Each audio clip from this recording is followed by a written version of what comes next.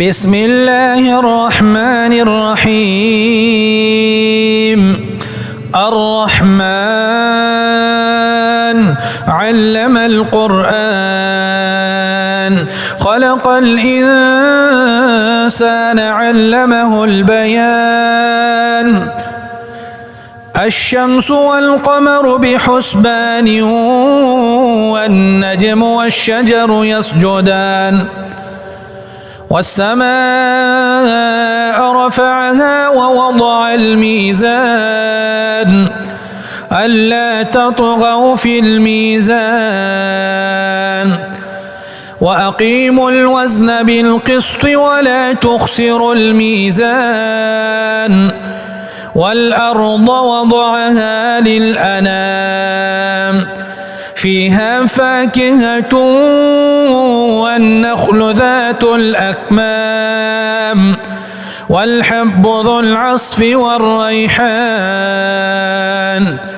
فبأي آلاء ربكما تكذبان؟ خلق الإنسان من صلصال كالفخار وخلق الجان من مارج من نار. فبأي آلاء ربكما تكذبان؟ رب المشرقين ورب المغربين. فبأي آلاء ربكما تكذبان؟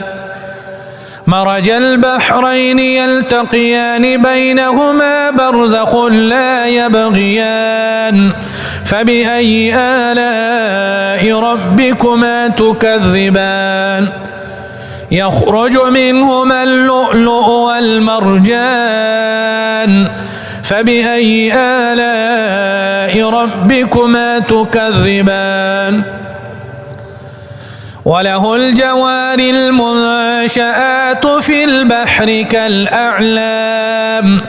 فبأي آلاء ربكما تكذبان؟ كل من عليها فان ويبقى وجه ربك ذو الجلال والإكرام.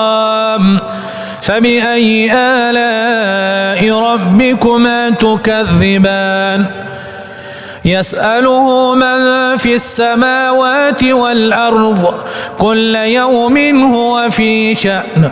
فبأي آلاء ربكما تكذبان؟ سنفرغ لكم أيها الثقلان. فبأي آلاء ربكما تكذبان؟ يا معشر الجن والإنس إن استطعتم أن تنفذوا من أقطار السماوات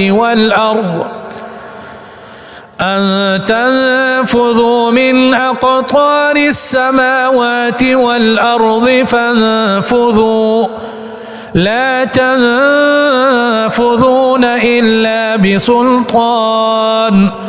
فبأي آلاء ربكما تكذبان؟ يرسل عليكما شواظ من نار ونحاس فلا تنتصران. فبأي آلاء ربكما تكذبان؟ فإذا انشقت السماء فكانت وردة كالدهان. فبأي آلاء ربكما تكذبان؟ فيومئذ لا يسأل عن ذنبه إنس ولا جان. فبأي آلاء ربكما تكذبان؟ يعرف المجرمون بسيماهم فيؤخذ بالنواصي والأقدام. فبأي آلاء ربكما تكذبان؟ هذه جهنم التي يكذب بها المجرمون يطوفون بينها وبين حميم آن فبأي آلاء ربكما تكذبان ولمن خاف مقام ربه جنتان فبأي آلاء ربكما تكذبان ذواتا أفنان فبأي آلاء ربكما تكذبان فيهما عينان تجريان فبأي آلاء ربكما تكذبان فيهما من كل فاكهة زوجان فبأي آلاء ربكما تكذبان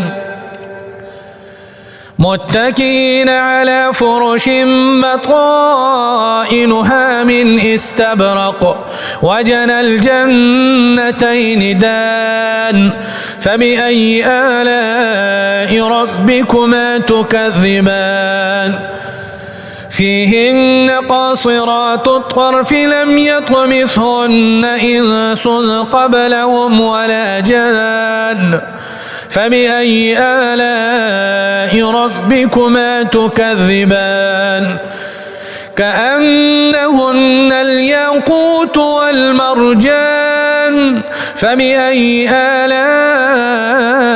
ربكما تكذبان هل جزاء الإحسان إلا الإحسان فبأي آلاء ربكما تكذبان ومن دونهما جنتان فبأي آلاء ربكما تكذبان مدهامتان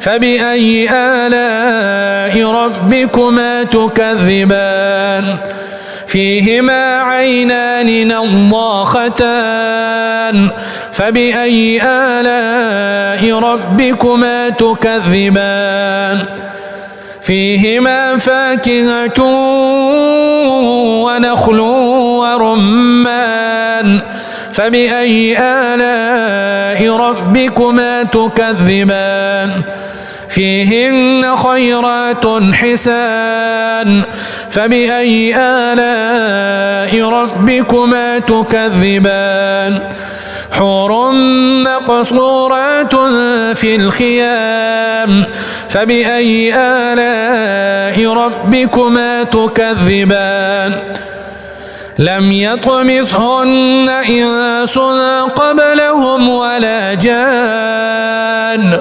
فبأي آلاء ربكما تكذبان متكئين على رفرف خضر وعبقري حسان فبأي آلاء ربكما تكذبان تبارك اسم ربك ذي الجلال والإكرام